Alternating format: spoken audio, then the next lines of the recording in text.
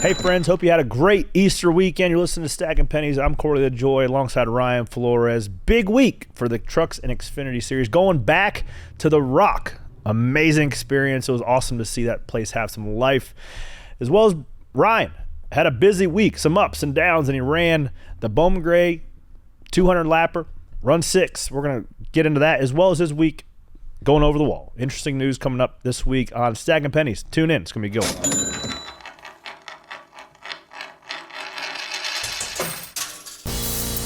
Stacking them deep, selling them cheap. It tastes like gasoline, rubber, and victory. We're just out here stacking pennies. And we're in it. Hey guys, what's going on? Hope you had a great Easter weekend with the family. I know I did. We just hung out, laid low. Casey and Aaron, my brother Casey and Aaron, they're expecting their first here in about a month, so they had a baby shower. That was a good time on Saturday. Then we loaded up. We went to Bowman Gray, buddy. Before we get too much into that, how was your Easter weekend? My week was good. My Easter weekend was good. Man, Bowman Gray. That was a lot of fun. Did you get new shoes? I got some new shoes. I like those Travis things. Scott's. Hey. Shout out, Mr. Great. My first pair of Nike Dunks. Trying to look like me. Yeah, look at us. But yeah, no, man, it was a big week. So, first off, let's cover the first thing on here. Let's hear it for Big Ran. Hey, let's hear it for Big Ran on the Hall of Fame nominee ballot. I don't even know. I haven't talked to him yet. He's probably on the other side of this wall now. Merriman texted us right at 9 o'clock, which is when they released the new ballot list. I had zero expectations he was going to be on it, but they added him and Kurt Busch.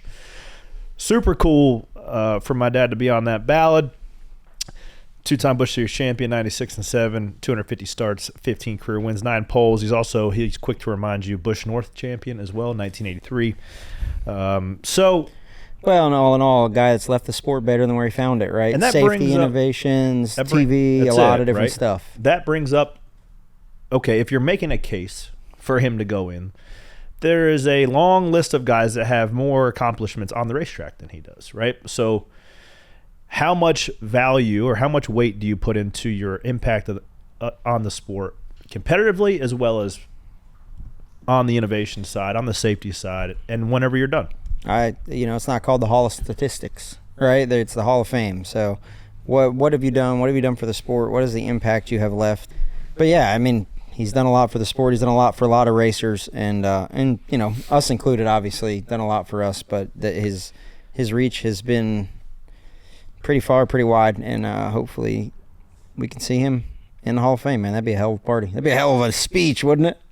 That would be. He would clam up, though. He is as loose as he is with his tongue around us when he's comfortable. He tightens up a little bit. He gets a little bit clammy. I think he has to. He thinks, especially when I've had him on here, whenever he used to be in the booth, he was kind of like stiff a little bit. We'd have to loosen him up a little bit, but I'm sure he's super pumped up to be on that list. So then, add Kurt as well. Kurt, yep, good job. 2003 Cup champion, I believe. Certainly a Hall of Famer.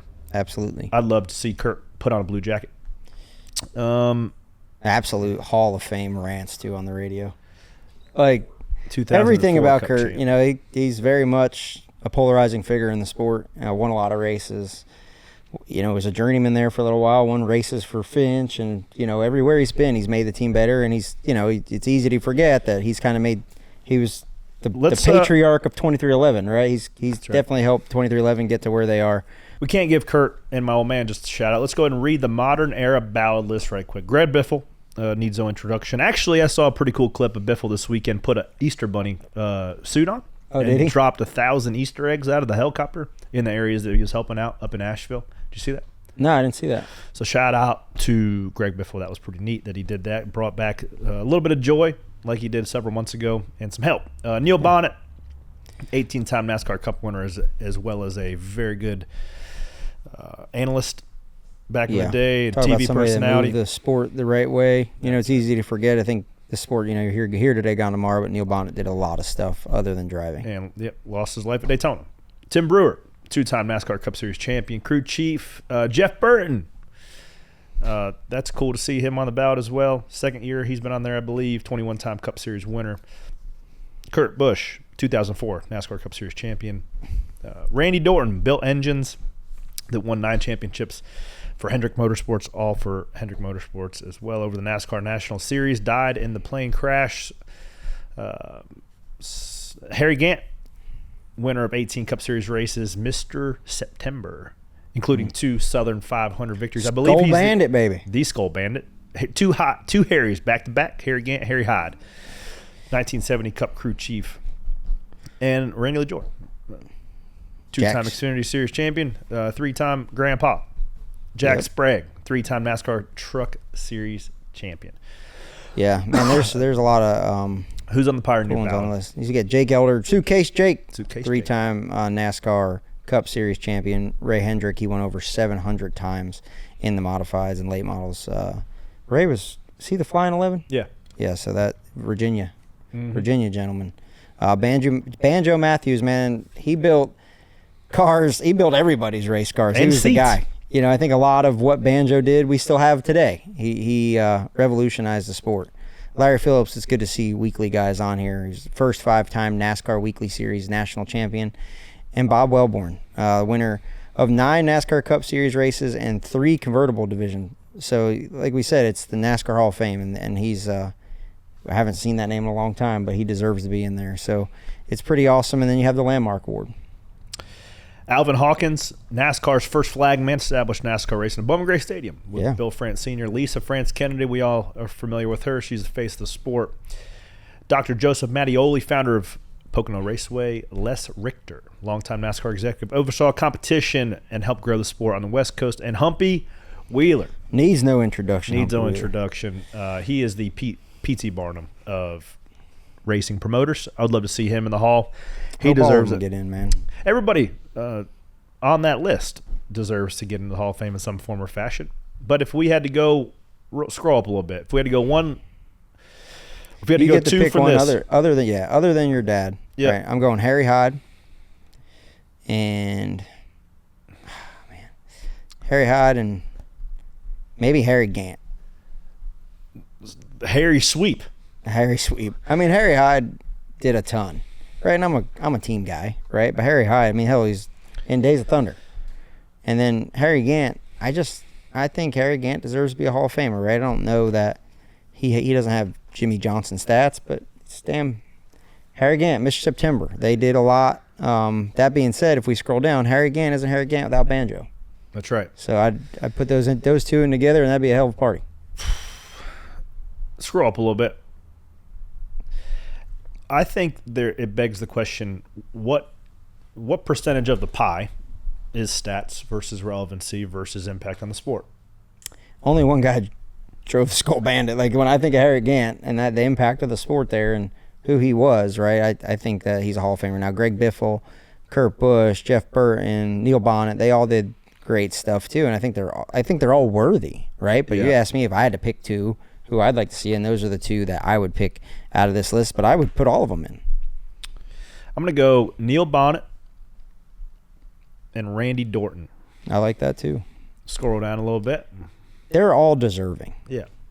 You know, I could make a case for, obviously, your dad, right? Like, I could make a case for Jack Sprague and what he did for the Truck Series, to build the Truck Series what it is to today. Right. You know, you can make a case for anybody. And then when you go to the Pioneer ballot, the same thing, right? Everybody deserves. Now, does to be a in there. 3-time, let's just I'm going to think out loud here.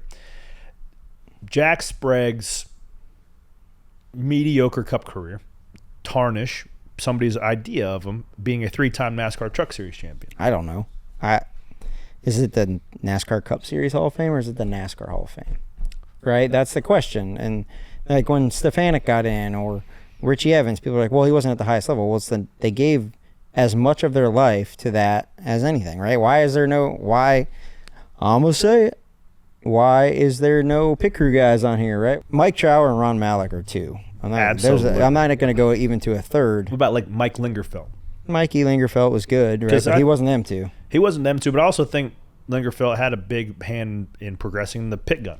Yeah, I think so. You know, Nick gun. Odell's still changing tires on 9. I think he's the same way, right? A lot of those guys had their hands all over the sport. You look at even guys like Justin Ottestead or Todd Ziegler that I worked with early on in my career. There's been really good guys, so hopefully there becomes like a golden wrench part of this where pick your guys for mechanics, but I don't think we can't even start having that conversation without talking about Mike Trower and without talking about Ron Malik. Right, those two are the ones that I keep coming back to. But like it's just like Banjo Matthews, solid right? gold wrenches. Those fellas. They should have gold wrenches. I love that. But like Jake Elder, Banjo Matthews, those guys gave their life to the sport as well. They deserve to be in the Hall of Fame. Deserve to be, their families deserve to have that, and they deserve to be celebrated. That's right.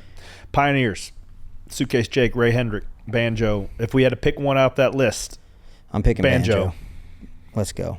Yeah, I'm picking Banjo. Play a little banjo music for And me right then, there. Scroll down, Landmark Award. So me, right? I started my career in 07, right? It's 2025. I learned a lot from a guy named Scott Robinette when I worked at Stuart Haas. He taught me a ton. He learned from banjo, right? So it's passed down to now, and still what I've learned from Scott Robinette that was learned from banjo, I still apply to this day. So his reach is still in the sport, right? That has to, you can't really measure that, or there's not a stat for that, but it is important. And those who know. So hopefully the ones in the room making these decisions understand, and they do, the reach that everybody's had. Kyle Petty was an MC for a portion of the NASCAR Hall of Fame inductions earlier this year, and we got to hang out and got to listen to that. They had a little round table, and Kyle Petty used the analogy of everybody that was getting inducted. Robert Yates, who was the list of guys? I mean, there was a long list of guys that got Carl Edwards, and he talked about the thread that is passed along of every person that was getting inducted in that year. How's the thread connecting? Yeah, there's a case to be made that there's a thread connecting everybody to some person on this list. And absolutely. And the stronger your thread is within the industry today, or longer your thread lasts, builds the case as to why you should be in the Hall of Fame. Yeah, I agree with that. Landmark Award, I'm going to go Humpy. Amen, brother. Humpy Wheeler. That's it. Harry, Banjo, and Humpy. Mm-hmm. We're handing it out now. Let's go. All right, shifting gears from Hall of Fame. That's pretty cool. We might get the old man on the show here in a little bit, talk about what his emotions are, because I think he had zero idea of being on the ballot. I'm curious what his thoughts are. Yeah. Have him walk up front here. So then shifting gears to the Pickery stuff, obviously Bob Pockers tweeted about me coming off of the 12 and being on the 38, and then I fell into like Corey LaJoie Twitter hell of like, oh buddy, you suck, like, and then like the AI generated articles. Bob, shout out to Bob. So it happened Monday. Before the podcast on Monday, I talked to my pit coach, and he was like, man, I just feel like we have to make a change somewhere, and the most cup ready guy I have is a front changer. Okay. I was like, look, I have been taken off of this car in the last 11 years 4 different times and put back on. So it's just part of the business. The problem is now we have a podcast, so it's news because people know of you. No, yes, and look, we've had a very successful run with Blaney. I've only been on the car for 2 and not even full 3 years. Right, I was with Cindric. We won the Daytona 500. And I get switched over to Blaney's car about the same time in 2022. And we won the All-Star race. We went on that run. Should have won the championship that year. Run second. Win the championship in 2023. Should have won the championship in 2024. So I was looking at it like when I talked to Ryan Briganti, I was like, man, I've had my blinders on. Yeah, the 38. I've had my blinders on to the 12 car. Like, is it Todd or Zane that drives the car? Like that, like I don't even pay attention to anything else. That's what I asked. And I was like, I know, okay, it's Zane, but like I don't even pay attention to much else other than the 12 and what's going on my team. And especially when there's, changes like there is at other teams. I don't know who's what's where. I don't look at the rosters. You just see somebody wearing a different uniform. But like I was like, man, I haven't looked up from the fire. I've been in 3 of the last 5 Final Fours, even dating back to 5 Nut. And the Final 8 the last 6 years in a row. Like, you're in the fire. So I've never even looked up. So I was like, took the blinders off. Like, I went over to front row this morning, and right away when they said you're going to switch, this is a big part of the sport. It happens all the time. We saw it happen with the 5 and the 7. It happens a lot. But like I said, since we have a podcast and we are in the media, well, you walk it's a out. Story. Yeah, you walk out to the end of the plank. Absolutely. Every week. And with how successful our team is, it's a big story as well. But there's the only thing in me that I go, okay, I'm a competitor. How do I win with the guys I'm with? Whether I'm racing cup cars on a pit crew, or I'm racing my indoor midget, or racing Bowman Gray this weekend. So the first thing I did is I called all I call them kids. There's a lot of young guys on the 38. And if we look at where the 38's been on the charts, they're at the lower end of the charts. So, okay, my mind just immediately doesn't go to, what the hell, that's not fair, blah, blah. It's like, okay, shift gears. How do I win with, how do we win? What's the steps with this team? How do I prepare them to be a top 20 team, to be a top 10 team? And how do I take the experiences I have from racing for championships for the last 10 years, won 5 Xfinity championships, been part of 2 Cup championships as a mechanic and as a tire changer. And I understand what it takes to win this level. How do I pass that on to these guys that are going to want to get there? Yeah. That's where my mind goes. My mind doesn't go anywhere of being destructive or being mad, being frustrated, Little bit. feeling wrong. I mean, yeah, but the only thing, like when I got that call, the heat's been really hot on the 12 car. And I felt like I felt at times like I was getting looked at almost like Lightning McQueen at the end of his career, where there's a bunch of Jackson with storms coming. And I'm like, I know I could still do this, but I do feel like there's a lot of heat on me here, and I can kind of see things shaping up, and I've been doing it a long time and I understand how it all goes. So I was like, okay. I know after Bristol, how it goes is there becomes a thought, which becomes, and I'm not speaking for you, I'm just saying how it goes. And a lot of things sometimes aren't as they appear. There becomes skewed understanding or translations of some data, which then solidifies a position to make a change that they ultimately need to do just to justify and say they made a change. And I'd say that we probably, like, I don't think our team needed to change. I think that there was a couple things we needed to clean up, and we were the best ranking Penske car at Bristol. We had a top 10 day at Bristol.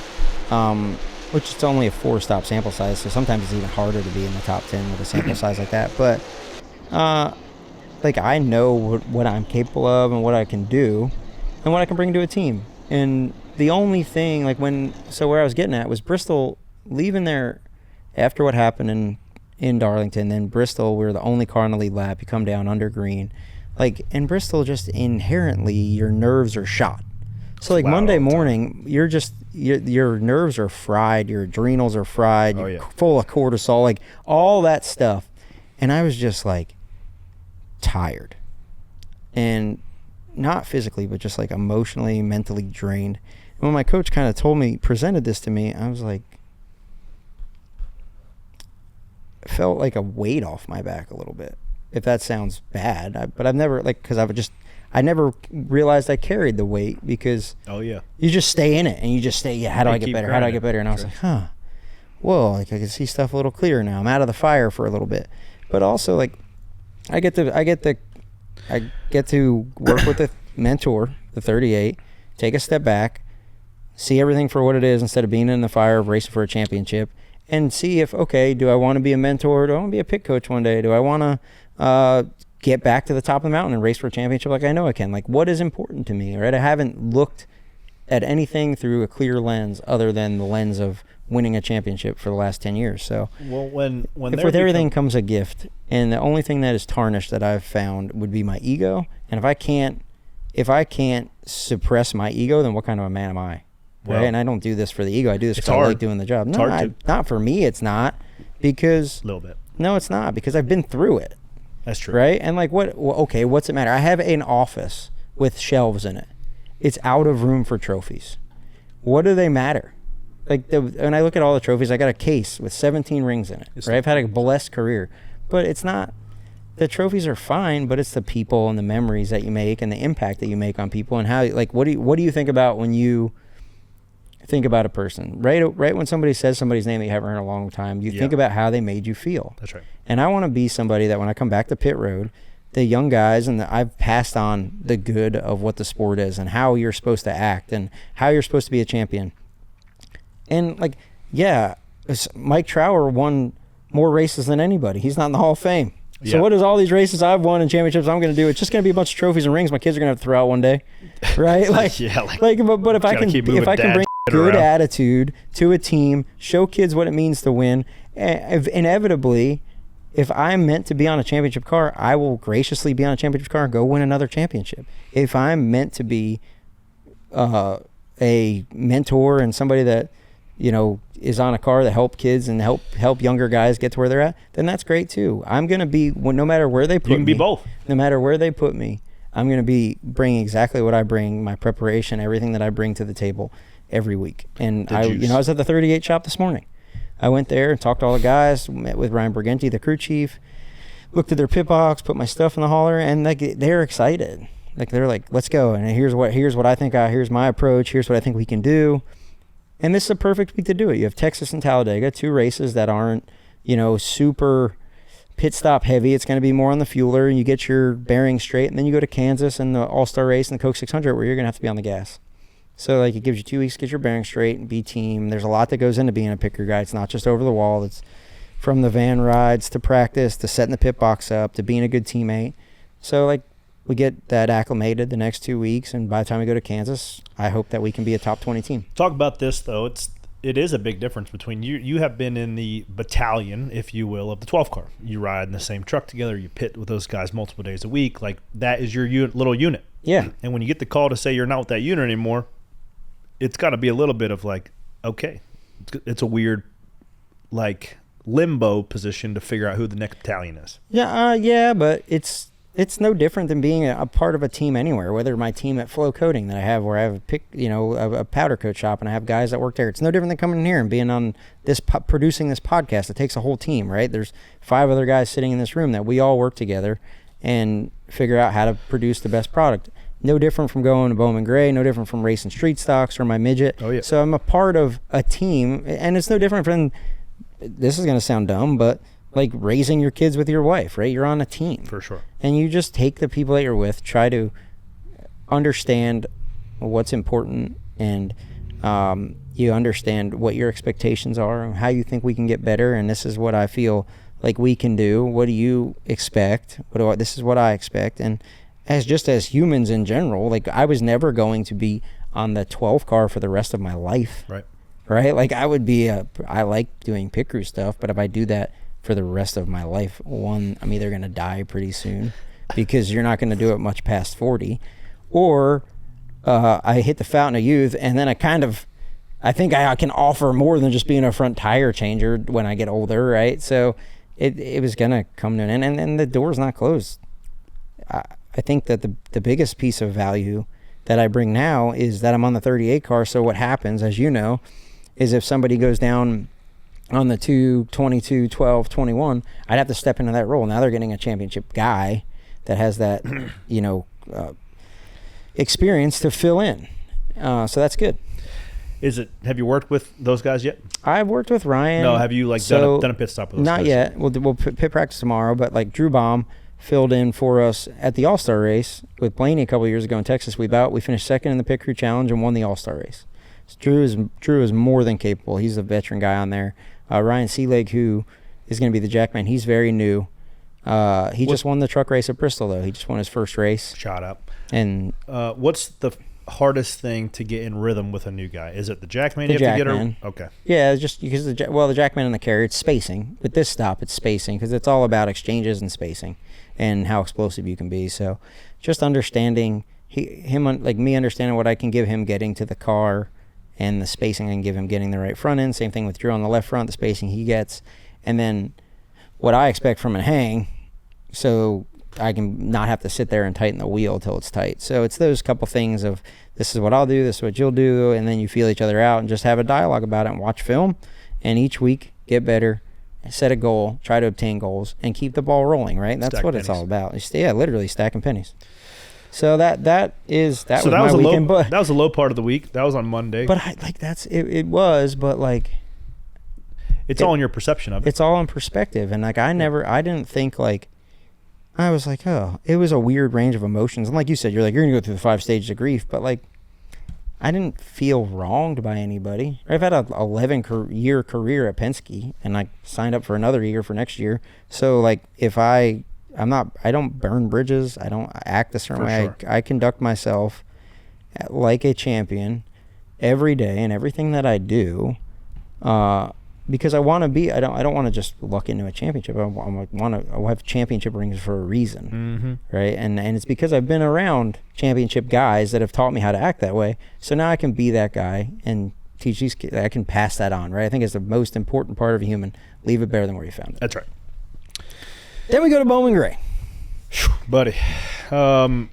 First off, car looks sick. Yeah, the all white, man. All my stuff, short track stuff, I go with all white. So over the course of the last 8, 10, 12 months, you have had a car getting built at PSR. Yeah, building a car with Phil Stefanelli and Neil and the guys at PSR. Our buddy Sumo, Dylan Rogers, shout out. So yeah, I've had some great help from Extreme Racing, the Vini family up in New Hampshire with a motor. Why'd you built this car for what? I just built this car because I always wanted to build a modified. I had a couple cars that I've always wanted to build, right? I always wanted to race TQ midgets indoors, check. Winningest all-time driver indoors, check. Little pat on the back. Yeah, go me. I always wanted to build a dirt modified. Did that with Joey. Won the World Finals with Strickler. Joey ran it. He went and won the Cup race. Success. Built a street stock. Didn't really run more than that. And then, but it's a sweet street stock. We run third at Wilkesboro in it. Turns out there's not many rules down here in the South in street stocks. And then I always wanted to have my own asphalt modified. Okay. Just the last one. Like, that's it. I wanted to build 4 race cars of what I, enjoyed. And I always wanted to have an asphalt modified. And I built my kid a quarter midget, which is cool. But, like, building race cars is like our art, right? Like, I feel like an artist. So, through the powder coat shop and barter systems and working together, we built this car. And I wanted to run some Southern races. The schedule didn't line up. Bowman Gray works out perfect for my schedule. So you first time didn't get a chance to practice last week when there was open practice. So your first time on the racetrack was the first hot practice session at Bowman Gray Stadium on Friday. Your entire family came down more or less from New Jersey. Uncle Jeff, my dad, my Uncle Jeff. Dad, Carissa brought the kids, everybody. And you got a house up in Winston-Salem. You made it a big event. Well, just getting together, right? That's what it's about. Buddy, you had me fired up. I thought you were going to win that. Oh, I was planning on it. We didn't go there to run second. Like I tell everybody, like, man, you run good. I said, well, it's not by accident. It takes a lot of work. Didn't happen by accident. And like Justin Link, shout out to Justin Link and the whole Hillbilly crew, David Hill, Derek Hill, everybody involved, Danny LaFerrier, who does all my indoor stuff, man. We had that thing pretty good. So we went, it was me, Murph, my aunt, and Jimmy Live. We were right up there, and we hung out with crazy Kevin Powell. I'm going to drive his late model at the Cars Tour race at Wilkesboro. So we were hanging out with him. He's got that little booth down the backstretch. Yeah. So we had a sweet spot to watch. We also sponsored, as our show, Stag and Pennies podcast, sponsors Andre Chavez. I think we talked about him last week on the show. And as I mentioned, my expectations weren't very high. We'll put the picture on the show. My man rolls out to first practice. Didn't really look if there was any other cars coming on the trait. Hung a left in front of the guy who owns his car. Rips the entire back bump. Way. Oh, yeah. Quarter panel, left side quarter panel. So they thrash. That's awkward. He called me distraught like earlier in the day. It's killed.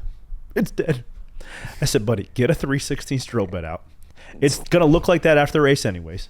Start fixing this, son of a, because I'm not driving up there to watch you for nothing. Yeah. So they got it fixed. That's when you figure out how bad you want to race. When you go out there, your brand new race car. I remember my cousin one time at Wall Stadium, brand new street stock, flipped on open at night. And you put all this stuff into the race car, and you're like, you just feel defeated. Oh yeah. And you just gotta go. That's exactly what you gotta do. You gotta sit there, feel bad for yourself for a second, and then get a drill bit and start drilling, and then just go to work. That's it.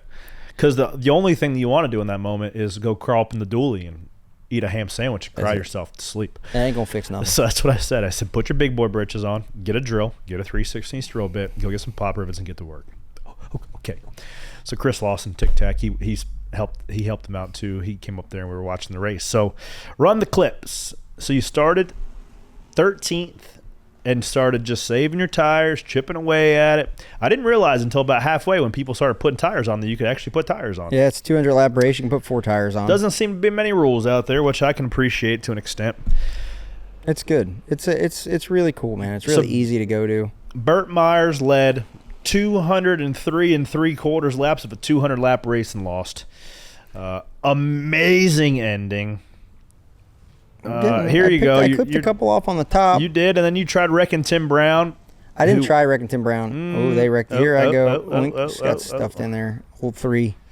The old black number 3 got me. I had it missed, and then I got hit from behind. Burt spun out Brandon Ward. I think that wasn't intentional. Spun him out. I think at Bowman Gray, if you're interested in making a show out of it, they'll give you your spot back. If they don't want you up there, they'll put you to the back. They don't really have any rhyme or reason on how they do it. So, green, white, checkered. So you come and put tires on it. Brandon Ward put tires on it. Tim had the lead, Burt Myers had the lead all day. Burt did not put tires. Whoa. Burt did not put tires on, and was an amazing finish. Turns out they said Danny Bowman's lap down, so we finished top 5 is what they're saying. Hey. 16. So I was coming back through the field. I got to try to understand, because the 16 there, we see him. He's up on top of Lee Jeffries. He waved me to the top, and I was trying to get by him. Did he give you one of these? Like Well, he Burns? just pulled down and like gave me the top. I was trying to get by him. Like I was a little rough with him, but I didn't spin him out. I had to come. Oh, here we go, Burt. Or I Tim. was hitting Tim. Danny. I was like, no, please don't spin him out. Oh, I didn't want to spin him out either. That's not at all what I wanted to do. Just got tight, and then it, instead of bouncing off his nerf bar, it got his left rear. Yeah. Kind of whoa. Yeah. But then once I got there, I was like, well, I'm here. I might as well just keep going. So you run second a little bit. Yeah, we were gonna be. I was like, all right, we can run top 3. The caution come out here, and Hot Pockets was pretty adamant on me picking 3rd. Mm-hmm. And I said, buddy, I don't know what you're used to racing, but winners take the front row, and I'm taking the front row. Hashtag. I said I got in the 16 here, and he gave me the top, and then he drove me in the fence on purpose. I didn't understand what that was about. Well, I guess he was mad that I was kind of roughing him up, but I was on tires, and I keep messing around with him. He's going to name a cow after you. I got a cow named Bert and Jason and Ryan. Yeah, so I Skippy. guess I got to try to understand what, Longhorn because like cow. I had him jacked up a couple times. I was pretty easy on him. I was just kind of letting him know, and I got him up and underneath him, and he kind of like pulled down and parked it in front of me a couple times. But I had an opportunity to spin him out, and I didn't do that. So I was like, I got to talk to him next week and just see what he was so frustrated about, because I've never. Last corner in 30 pass. years of racing, buddy, that was awesome. Last lap pass. Rewind it again. You were just babbling on. In 30 years of racing, rewind. I've never had anybody wave me to the top and put me in the fence. That was like some Matt Kenseth stuff. Well, welcome to Bowman Gray. Last corner pass. I saw a little bit of chatter on social media about this. What were they saying? Well, Mike Joy said something like, "Is this okay?" or something to that extent. So we take the white. Reminder, guys. This is what there is. 12,000 people in the grandstands want to see. They say. Okay, 17. Brandon Ward on fresher tires doesn't dump them. Was the cleanest pass we've seen all day on the guy who led all race on a tire disadvantage and wins the race. So I don't know what everybody's opinion on what is right, wrong, or indifferent, quote unquote, is objective now. Mike Joy's obviously his idea of a bump and run is different than what I think. That is fair as it gets. Didn't spin him out, gave him the bumper. That's what they have him on there for. Is you're at Bowman Gray Stadium. You're not at Rockingham, right? You're not at some place you're going. Even Martinsville, you're going fast enough to really junk something. I thought that was as clear. That was as clean as it gets. Here's the thing, man. Whether Mike Joy has an opinion where he doesn't think it was right or somebody loved it, they're both right. Because it doesn't matter. It's up to interpretation. And the only guy that's got to go to bed and think about it is the guy who did it and the guy who got run into. And they have to look themselves in the mirror. And if they're fine with it, then it's fine. Well, and everybody else that's watching as a spectator has a right to an opinion, and you can voice it however you want, as long as they're talking about it. Glad you brought that up. Well, I found an interview with Burt Myers. Burt Myers, it's cool, man, because if it was on the other foot, I'd done it too. So, he just has to remember, he says, when it comes around to the other foot. Yeah. I saw a clip, I was going to send in the group chat. I saw a clip of Triple H this week. He was kind of doing like a media tour around WrestleMania, naturally, right? But the interview that I saw, he was talking about old guys, old wrestlers doing podcasts and talking about all the behind the scenes, or how in wrestling terminology, kayfabe, right? Yeah. Like there's the show and then there's real life. And these guys get out and they talk about how kayfabe wasn't real life. Well, yes, because kayfabe is its own thing. Mm-hmm. There is a very apparent element of kayfabe at Bowman Gray. Of fakeness? Yeah. I don't know if there is. No. I'm not going to say, because wrestling is not fake. The storylines are embellished and exaggerated. When they throw yellows, There's a okay. no, Yes, okay. there's a When bit you of go to fake Freedom kayfabe. Factory Yes. for racing Crown Vics, they can throw yellow whenever they want. I mean, there's a reason they Is don't that have fake? transponders there. Is that fake or is that real? Oh, I mean, That's real. it's real. Yeah. Okay. Racing at Bowman Gray is real. It's also skewed towards entertainment, which is okay.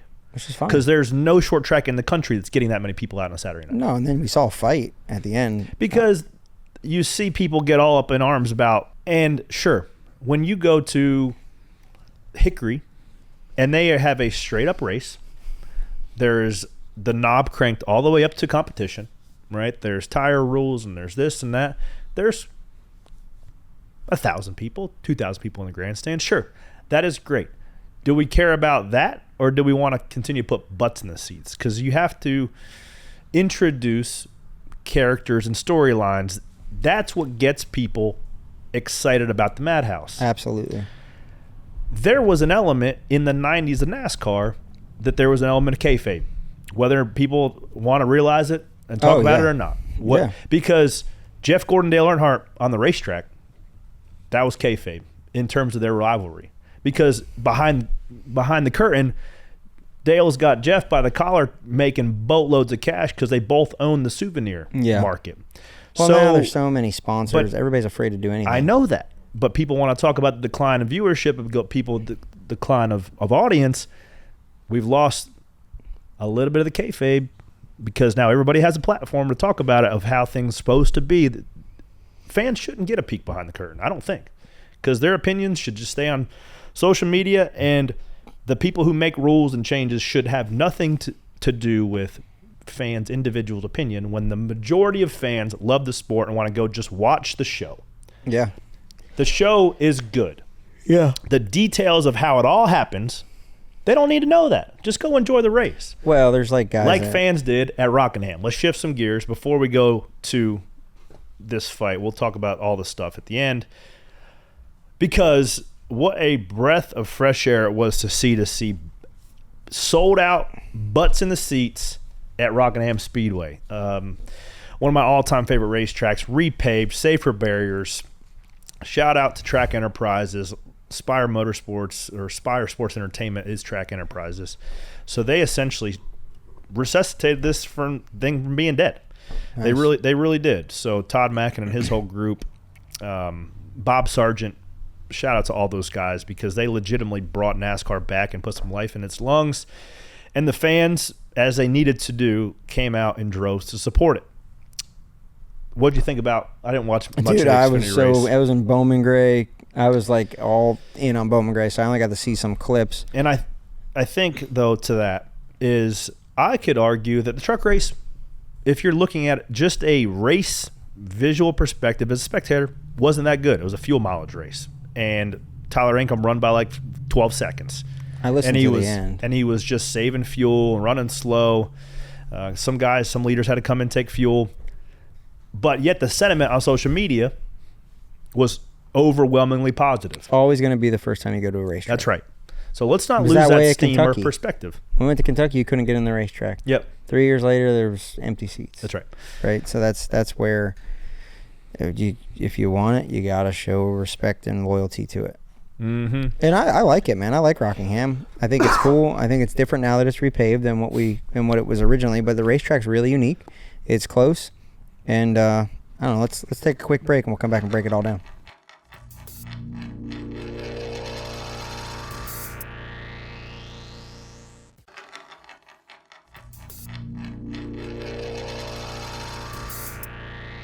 All right, we're back. A little bit more Rockingham. So first race of the weekend is the ARCA cars. Now, everybody expects that race to be a little bit sketchy. Let's fire this up. Now, the problem is this. It's like these teams are the ones building it in their garages, and they don't have pull-down rigs, and they don't know Some of them. Oh, that's the problem. Is you have a legitimate Gibbs car that Brent Cruz and William Swallow race against a Richard Petty school car that they blow the dust off and go to the racetrack. That's the difference of. Well, and there's some guys that have some racing experience that don't understand the loads of like what Rockingham is, and that's why you get into a situation like we're about to watch. Pin that thought about tire deflection, because that's going to come up here in a moment when we talk about Xfinity cars as well. Practice for the ARCA cars is when somebody's going to find out that their right front deflection may or may not have made contact with the sway bar arm.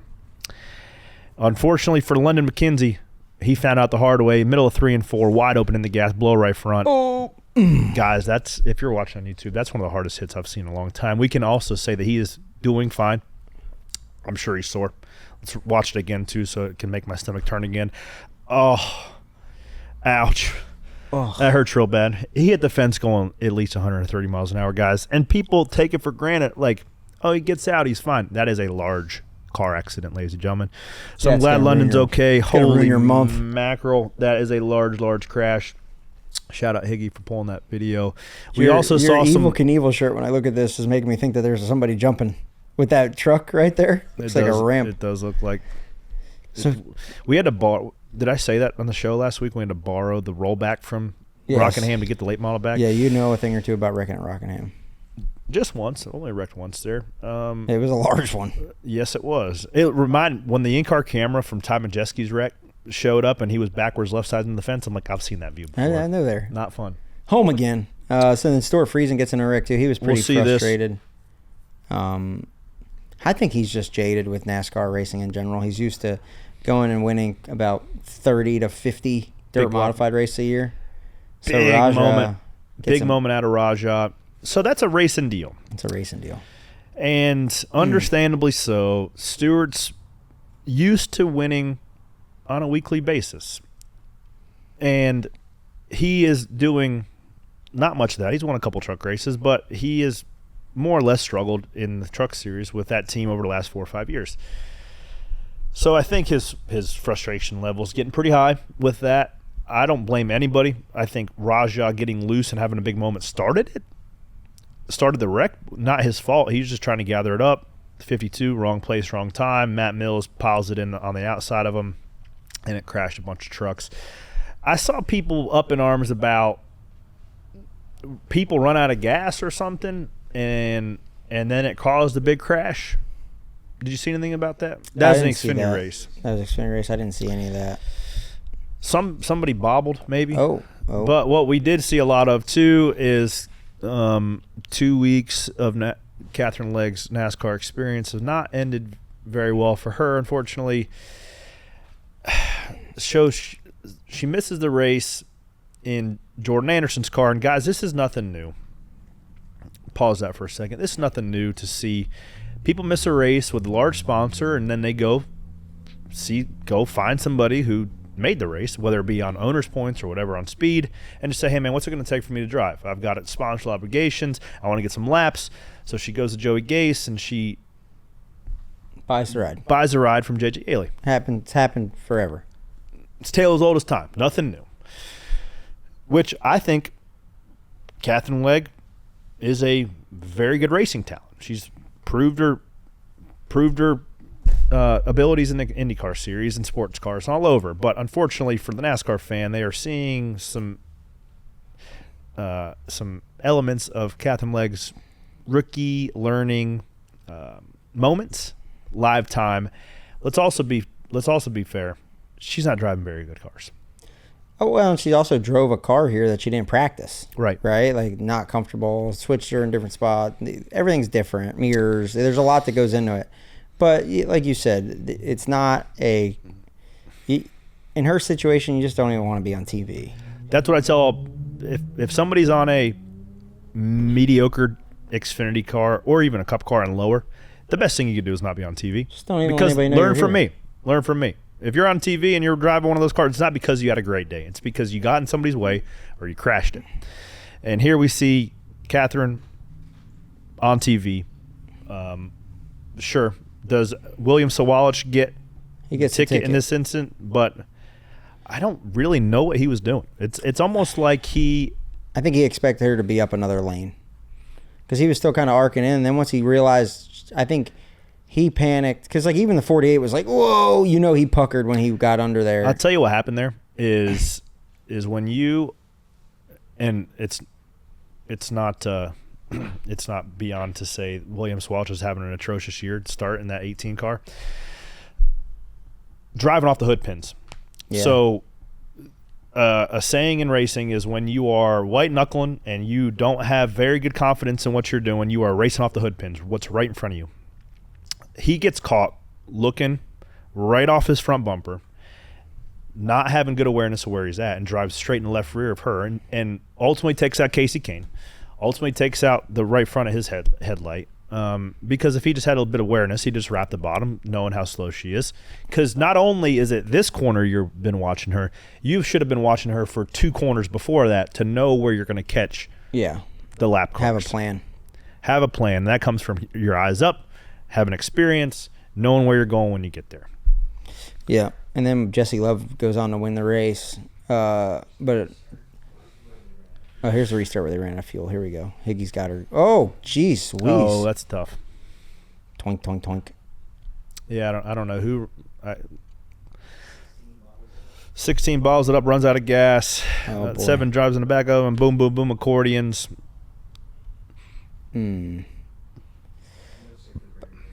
That's all right. They're going slow. No safer barrier. They're going slow. That's racing. That's just racing. You also know that's the difference of data in the Cup Series versus Xfinity. Cup guys, this is just broadly speaking, this isn't necessarily to this moment, but Cup cars or Cup teams have the analysis of like, okay, you would know the 16's tight on fuel. You would not choose his lane. Yeah. You would just choose the bottom, even if it means giving up a row. At some point, you have to choose his lane, though. Obviously, but didn't work out for the 4 guys behind him. I'm just saying, broadly speaking, know, if somebody's that tight on fuel, you're picking the bottom lane because Cup guys just have more data. And then something I think the broadcast missed. I think the CW broadcast does a great job.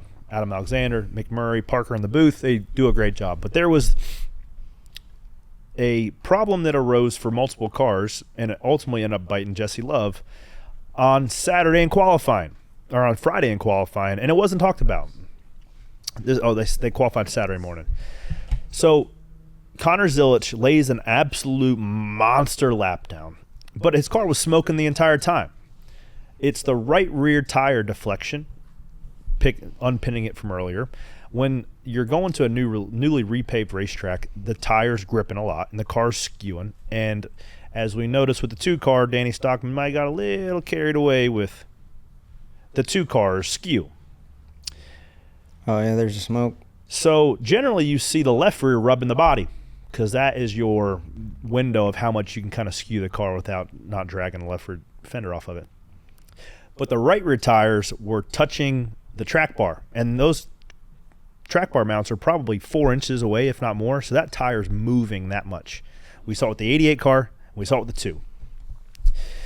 It's all for aerodynamic advantage. Because the more skew you can get in these cars, the more rear downforce and more side force it makes. Yep. And with this track the way it's shaped, with the repave, you want as much downforce as you can get. So in the post-race inspection, the left side truck arm pad wasn't touching 100 or 360 degrees around the pad on the rear end block.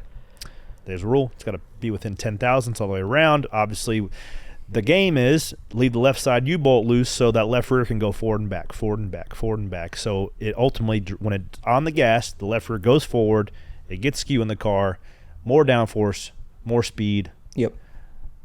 More victory lane pictures unless you get caught. And that's what happened to the 2, unfortunately, this weekend. I thought my man was going to have the Stag and Pennies bump of good luck. He did. And then he got the bad luck. But everything Jesse Love did that day was pretty impressive. He's a dude. Very good driver. Very good car because a team like that is pushing the limits. Unfortunately, they got their hands slapped. Trying to go back and learn more about him, you can watch our full interview with him from last week on YouTube. Mm-hmm. That leads us to our question of the week. It's the one everybody's been asking. Does Rockingham deserve a cup date? Yeah. Cool. I think you can bring cup cars anywhere, and then we'll make the show work. Now, infrastructure and parking and all that stuff, I don't know much about. Take the train. Take the train from Raleigh. Go Yep. park up in Raleigh and take the train. That's right. But I think that anywhere that you bring a cup race, the competitors and the teams will figure it out. And I know NASCAR can figure it out.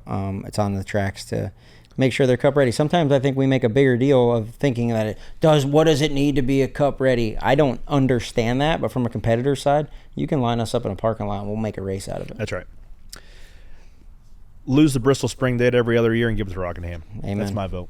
Good with that. Do we have some Penny for Your Thoughts questions? Here we go. First one comes from Kyle Nogle 15. We've seen the Gen 7 car excel on repaves. Would it be the same situation at the Rock? The next gen car is delivered every intermediate track that we go to.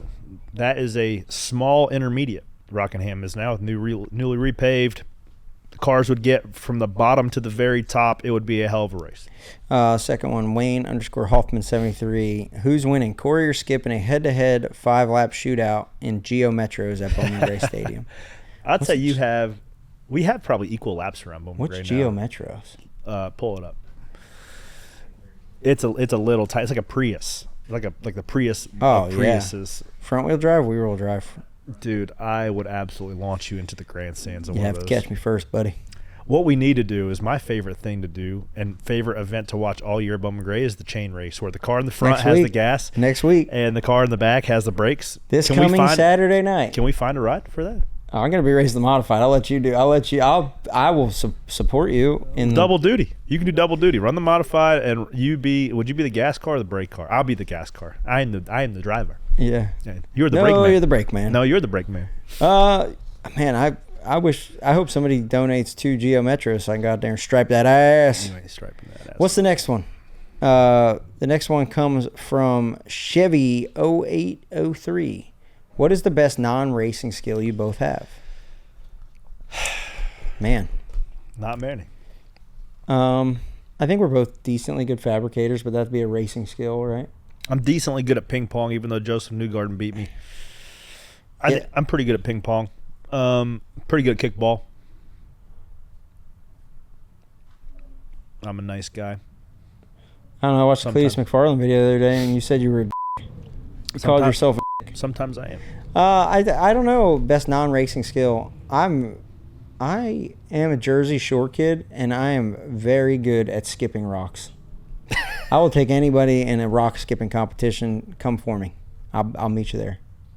Rock skipper. That's it. Me and my dad just go down in the Manasquan Inlet and skip rocks, and I'm damn good at it. Skippy the rock skipper. So I got a question for everybody. I had Matt Dillner was really big on my car is everything's white. Even the oil tank in my car is white, and all the sponsors are black and chrome. Very monochromatic, he was calling it. And he was wanting to call it, oh man, what did he call it from Kenny Powers? Vixens? No. La Flamme Blanca. He's wanting to call it La Flamme Blanca. But it doesn't roll off the tongue very good. I've had a lot of people want to give that car and myself a nickname for Bowman Gray. They talked about it for a while. Casper, they said. It's kind of, I'm not the friendly ghost. The White Knight, I said, no way. I'm not Dick Trickle, man. You can't. That'd be like calling yourself the Intimidator. But help us out. Don't be mean. Give us some nickname ideas. Give Matt Dillner some nickname ideas for up in the booth at Bowman Gray, because we're going to win our fair share at Bowman Gray this year. Mm-hmm. I was thinking about another skill that I had. It's rating track food. That's become one of my favorite things to do. You did it without me this weekend. Yeah, and actually the episode's going to slap. That's why. So I went, as the kids say, it's going to slap. We have been doing track snacks on our Stacking Pennies Performance YouTube channel. Our one from Freedom Factory got like 97,000 views. We have one coming out from Bristol. We rated alligator meat in a stick. Shout out Paul Swan. He's a special guest on that one too. He took that thing down in one bite. Yeah. I did a track snacks for Bowman Gray Stadium, and I hit every single thing there. Did you get little donuts? Except that one. Oh, son of a gun. No, so the funnel cake. What it's famous for. No, they're famous for fried Oreos, but they weren't there this year. But I did get fried apple pie egg rolls, bro. Come on. And while they were frying up, the ice cream stand was right next door. So Yeah, I might got as well. vanilla ice cream, was housing that, put the rest of the ice cream on top of the egg rolls. You know what else you got? Son. Diabetes. I did.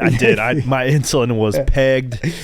What else? The pretzels there were unbelievable. Everything's good there, dude. That place is decent dogs, American decent burgers. treasure. You're gonna have to look for track snacks this week, Bowman Gray, and then you can send your own track snack reviews in as well. Anything grind your gears? You all good? I'm good, man. I had a great weekend with the kids. I'll tell you something. Grind my gears getting parked in Bowman Gray Stadium Well, by a you bunch of parked undercover where you cops. shouldn't have parked. That was police parking. You snuck in there, I did, and then you paid the price. and then it's like every single cop there was I like, parked let's in block there this as well. I wasn't supposed to park in there, but I can say this: I sat at Bowman Gray. Shout out Penny Stacker. Was it Alex? Alex from Was that the guy that gave you a picture? gave He us a picture. Alex he from gave me a Clemens. picture, too. He gave us both. I'm going to put it in here. It's going to look great in here. We'll get both of them. Alex from Clemens. That he was awesome. Listening to the show. And a lot of people, a lot of Penny Stackers there. Man, I love it. It fills my cup. Come hang out, man. And if you can't come hang out, watch all the updates on YouTube and here and like, share, rate, review, subscribe, all the fun stuff. I didn't tell you what grind my gears though. It's getting parked in, and I was there for an hour and a half until after the race.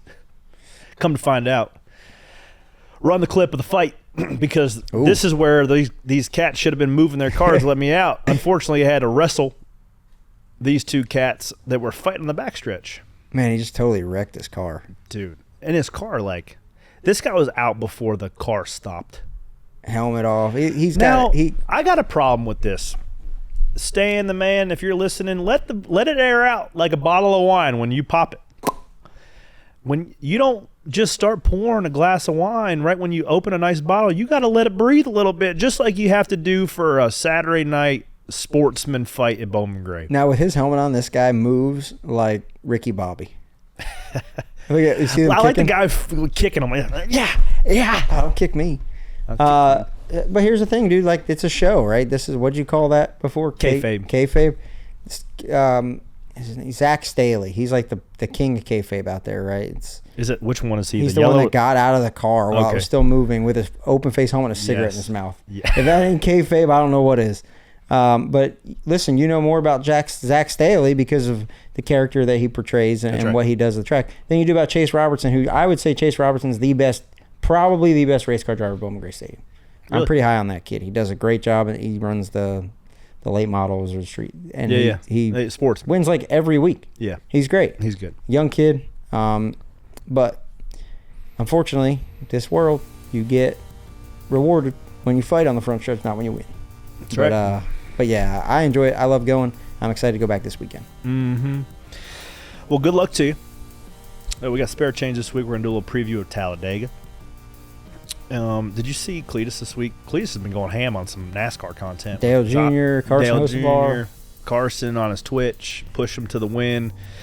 My man's turning into a regular old NASCAR driver. Welcome to the club, Cletus. Love to have you. Welcome to the show. I believe he's running ARC race this weekend. Yeah, he is. So cool. Sure, everybody will be tuning in to watch that as well. Whether you watch this on Tubi or YouTube or SiriusXM Channel 90, wherever you find your podcast, we appreciate you each and every week for following along. Hopefully, you guys are stacking pennies in your life, getting you ultimately where I want to go.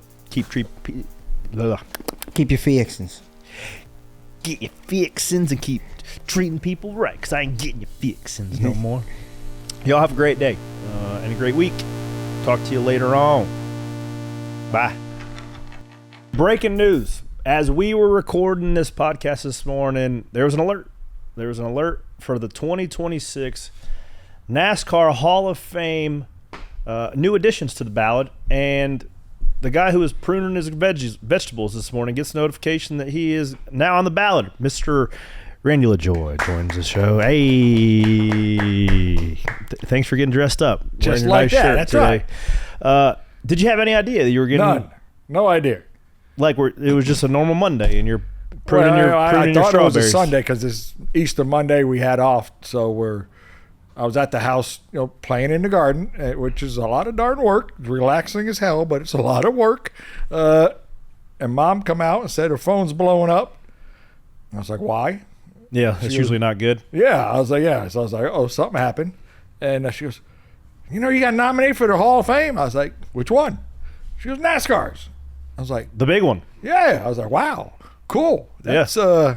you know, and I was like, okay, I might have to wash my hands and sit down for a minute because, you know, it's just something that you don't wake up in the morning when you're 21 years old and say, hey, I want to be in the Hall of Fame when I'm 63. You know, just because you drive race cars, it's something that I never like that. I'm the okayest golfer, and sometimes you're the okayest race car driver because there's always somebody better than you, and you know. But I had a great time, and it's great to have an accomplishment. I mean, not only for myself, but you know, this is not a one-person thing here. I mean, a family. It's about the drivers and their families because you got to put up to win anything. I think competition-wise, especially nowadays. I think in any sport, you have to be very selfish. And you grow up being very selfish to pursue your own dream. And, you know. But it takes a village, though, of guys who help you chase Absolutely. it. So who are some guys that you can think of, if you had to make a list of guys, if you were doing your Hall of Fame speech right now, let's go ahead and prepare you a little bit. Would love to see you next January getting a blue jacket. That would be pretty damn slick. Who would be, I mean, keep it somewhat brief. Who would be some guys on that list that you have to thank to keep your career going? You know, modifieds, you got to look at the guys from Danbury, good and bad. You learn a lot from guys from Danbury, whether it be Dad, whose book come out this year is pretty cool, Jimmy Smith, Chick Stockwell, crazy-ass Gino Spada, you know, Artie Davis. It just, the list goes on and on. Rip Patch and all these guys we grew up watching, the Funks, Fauchés, the Pierces. That was the modified days. That set my tone. And then you go to Stafford and Thompson and New London, and you see Richie, and you see how he did it, and Eddie Flemke, and you know Ronnie Bouchard and Jeff Bodine, and that generation come through. And Brett was always a good runner. And then I went NASCAR North racing. And then you had the Dragon brothers. You had Bobby and Beaver. I mean, we all know Beaver Dragon.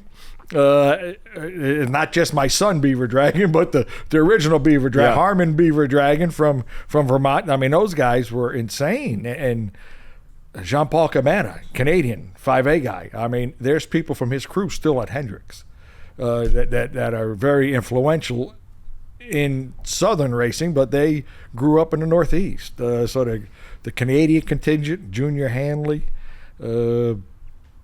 Don Biederman, and he had the guys from Maine. You got guys Maine, Vermont. You know, I mean, it was so cool to race against all those guys. So you're talking about, what I'm hearing is a lot of drivers. Yeah. You've worked with a lot of smart fellows in your day. Yeah. Mm-hmm. A lot of not so smart fellows in your day as well, that you weren't scared to vocalize that. But one of them that stands out to me is Bob Johnson. Yeah. A lot of people that may not know, he was like the Northeast Harry Hyde of sorts. Yeah. I'm sure that Good call. Is that fair to say? Yeah. I'm sure you have some infamous Bob Johnson stories, but one of those happened at Orange County or Rougemont, driving a Busch car. Do you care to elaborate? We were running. I was running for Moroso. We had a great race team. That was probably one of the most fun race teams.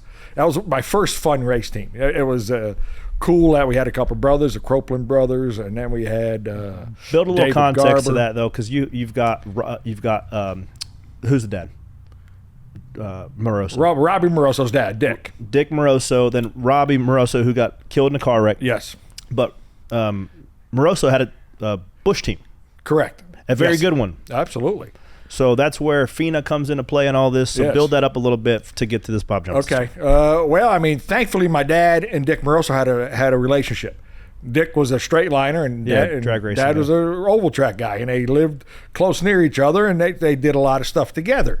Well, my dad had an oil pan for his 302 Ford that the guys from Motive Engineering in Long Island built this thing, and Dick was at the junkyard with old Hank Digtrick, another motor guy, and they happened to look in that oil pan of my dad's car, or Pepe's car, and Dick says, "Don, can I borrow that oil pan?" He goes, "Well, yeah, I'm going racing here in a couple of weeks." He goes, "No, I just want to borrow it for a couple of days."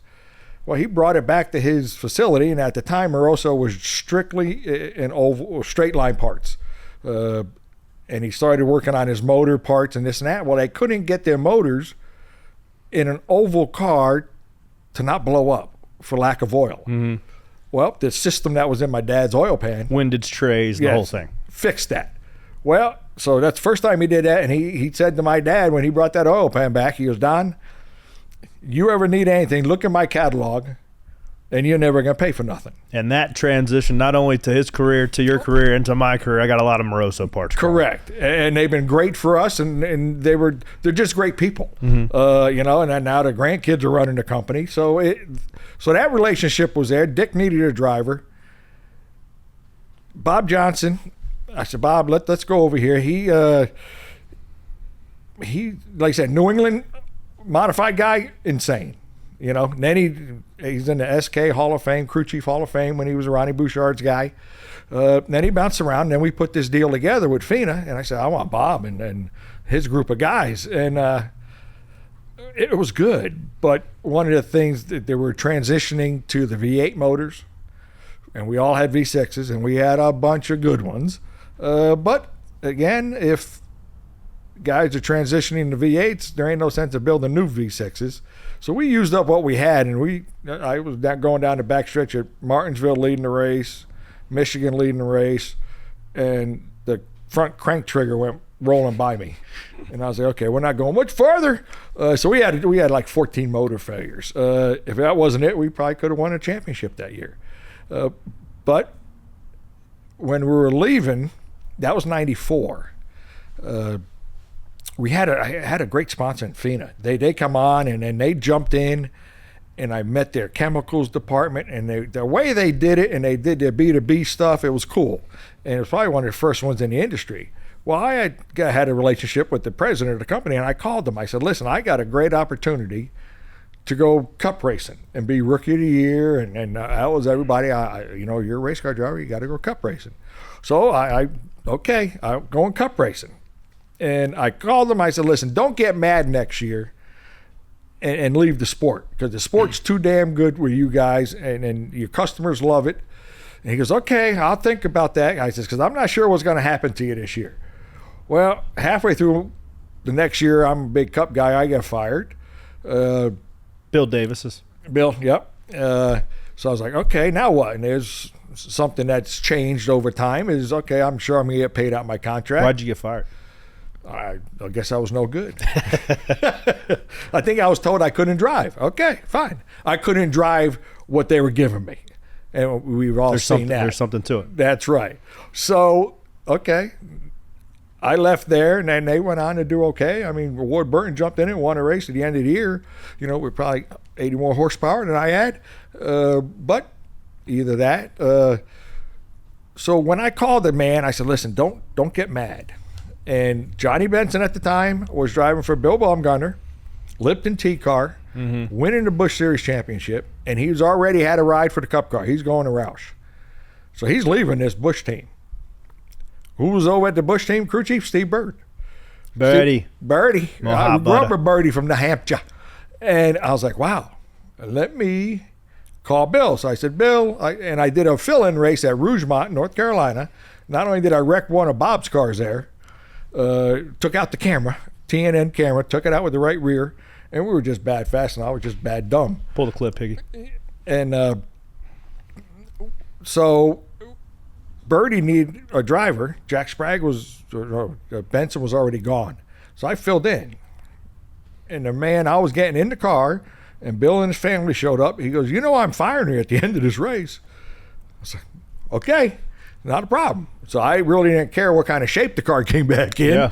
Yeah. And we had a great race. Then we run fourth, got a lap down, passed every car there twice, ended up fourth. And when I got out of the car, Bill said to me, if you ever need a job, you call me.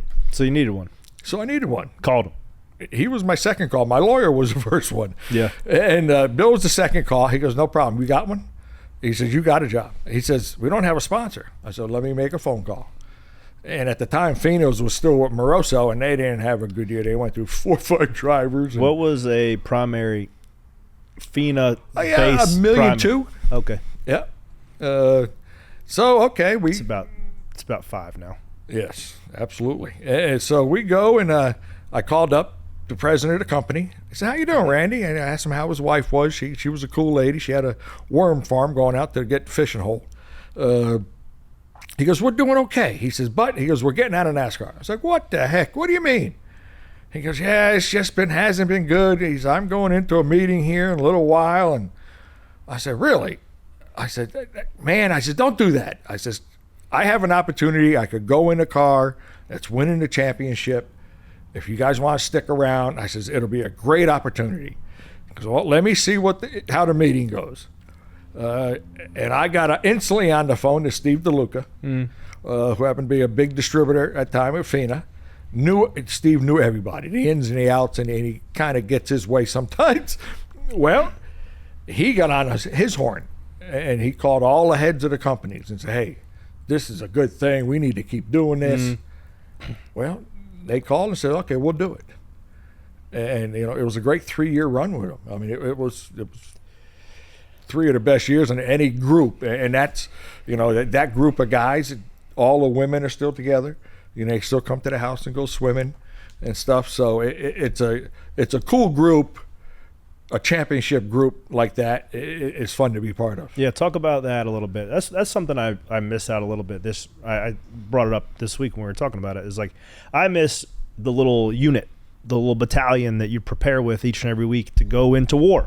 It's essentially what it is, right? You're trying to figure out how to make cars faster. You're trying to figure out how to make the driver a little more comfortable. Do you miss any of that aspect of being in a little unit, collective unit, chasing one common goal? No, because it's so difficult to get, and when you do get it, you just kind of ride the wave, and hopefully the wave doesn't go under. But when the left hand knows what the right hand's doing, that is so cool. I mean, and everything is about the stopwatch, okay? And those guys are telling you what's wrong with the car before you tell them. Nowadays. Well, no, I mean, even by watching. And that's one good thing. Old Billy Nazowitz, all those years with Richie Evans. I mean, he was our car chief with Bass and FINA, and there's nobody better in the industry, And Steve Bird, I think Kenny Wallace is the only guy that's driven for him that hasn't won the championship. He was with Steve Grissom and Robbie and myself, Johnny Benson, but Kenny didn't get one. I throw that back at Kenny every once in a while. Got to. Yeah, you have to. That's right. Well, Pop, I love you. I'm proud of you for getting that. What an honor that is. The voting's now open. So if the fan vote, if you guys wanted to go slide my old man, Randy LaJoie, a vote to get into the Hall of Fame, would certainly appreciate it. Wouldn't you? Oh, it's an honor. Not only for me, but for my whole family. Absolutely. So go check that out. Appreciate y'all for following along. One question here for you. I don't know if I've ever asked you this. If you had to pick one car and one racetrack to race out the rest of your life, what do you go with? 74 car Dover. There you have it. Thing was a hot rod slot car around there. Got a couple monster trophies in the shop behind us. Yep. Well, I appreciate the free rent and hear the Noncents Garage too. While we're at it, I just got to give you a shout out on live audio for that too. So you can't say I never did anything for you. But yeah, here we go. Stag and Pennies with NASCAR Hall of Fame ballad member Randy LaJoie.